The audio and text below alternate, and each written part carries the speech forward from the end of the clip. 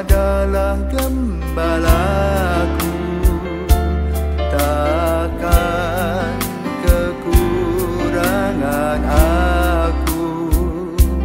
Ia membaringkan aku di padang berumput hijau.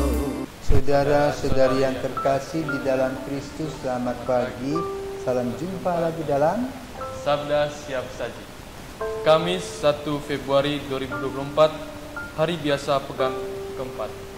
Marilah kita berdoa dalam nama Bapa dan Putra dan Roh Kudus. Amin. Allah Bapa yang Maha Penyayang, kami bersyukur karena Engkau telah mengutus Yesus Kristus Putramu yang setia. Semoga kami pun selalu patuh setia mengabdi Engkau dan melayani sesama, serta menempuh jalan hidup yang ditunjukkan Putramu kepada kami. Sebab Dialah yang hidup dan berkuasa bersama Dikau dalam persatuan Roh Kudus, Allah sepanjang segala masa. Amin. Tuhan bersamamu. Dan bersama. Injil Yesus Kristus menurut Markus. Dimuliakanlah Tuhan. Markus bab 6 ayat 7 sampai dengan 13. Sekali peristiwa, Yesus memanggil ke-12 murid dan mengutus mereka berdua-dua. Ia memberi mereka kuasa atas roh-roh jahat dan berpesan kepada mereka supaya jangan membawa apa-apa dalam perjalanan, kecuali tongkat, roti pun tidak boleh dibawa. Demikian pula bekal dan uang dalam ikat pinggang. Mereka boleh memakai alat kaki, tapi tidak boleh memakai dua baju. Kata Yesus selanjutnya kepada murid-murid itu, kalau di suatu tempat kamu sudah diterima dalam suatu rumah, tinggallah di situ sampai kamu berangkat dari tempat itu. Kalau ada suatu tempat yang tidak mau menerima kamu, dan kalau mereka tidak mau mendengarkan kamu, keluarlah dari situ dan kebaskanlah debu yang ada di kakimu sebagai peringatan bagi mereka. Lalu pergilah mereka memberitakan bahwa orang harus bertobat. Mereka mengusir banyak setan dan mengoles banyak orang sakit dengan minyak dan menyembuhkan mereka. Demikianlah sabda Tuhan. Selamat pagi Romo. Selamat pagi Frans. Saya ingin bertanya Romo. Hari ini Yesus di sini menceritakan tentang Yesus mengutus murid-muridnya untuk mewartakan suatu kebenaran. Tapi Yesus di sini mengatakan bahwa tidak membawa apa-apa Romo, atau tidak membawa bekal. Itu maksudnya gimana Romo? Selamat pagi Frans. Waktu kamu masuk seminar bawa apa? Bawa alat dan kebutuhan. Alat kebutuhan apa saja? Pakaian. Bawa panci, bawa kompor, bawa? Tidak ya? Kenapa tidak bawa kompor, tidak bawa panci? Masak apa nanti? Ayo. Jadi begini saudara terkasih, Yesus mengutus para murid itu utamanya adalah mewartakan kabar gembira agar orang-orang itu selamat. Bukan yang utama adalah menjadikan para murid Yesus itu raja di raja.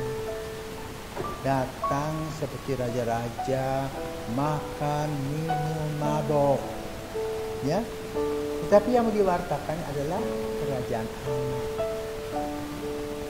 Yang kedua, orang-orang yang diutus tadi, kalau diterima oleh orang-orang di sekitarnya, tentu disiapkan segala-galanya karena dalam keutusan itu hadir penyelenggaraan Tuhan. Jadi boleh katakan, pergilah dengan imanmu, bukan pergi dengan segala fasilitas. Jadi boleh katakan yang utama adalah mewartakan Injil, bukan mengumpulkan dari apa yang orang berikan. Maka lalu diberikanlah persyaratan, tak usah repot-repot dengan seluruh harta benda, Tuhan akan melengkapi. Pergilah, isilah dirimu dan dampingilah saudara-saudaramu untuk mendapatkan informasi tentang karya keselamatan kita. Maka lalu mereka diberikan kuasa mengusir roh jahat, menyembuhkan orang-orang sakit. Ya, itu yang utama. Tapi sekarang bagaimana dengan zaman kita ini? Handphone, ya. Coba kamu lihat para pelayan gereja itu, fasilitasnya wow.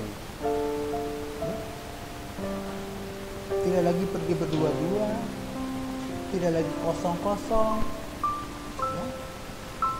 Tetapi banyak hal yang dikumpulkan. Nah, kalau kita sibuk dengan menimbul semua hal yang berkaitan dengan dunia ini, maka pelayanan dan pewartaan kita tidak berhasil.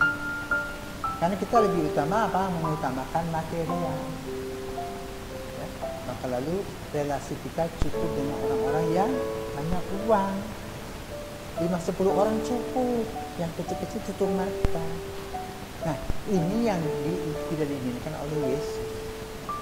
Maka mari pada hari ini kita diajak kembali untuk melihat kembali pelayanan dan perutusan kita masing-masing, terutama orang-orang yang tertapis.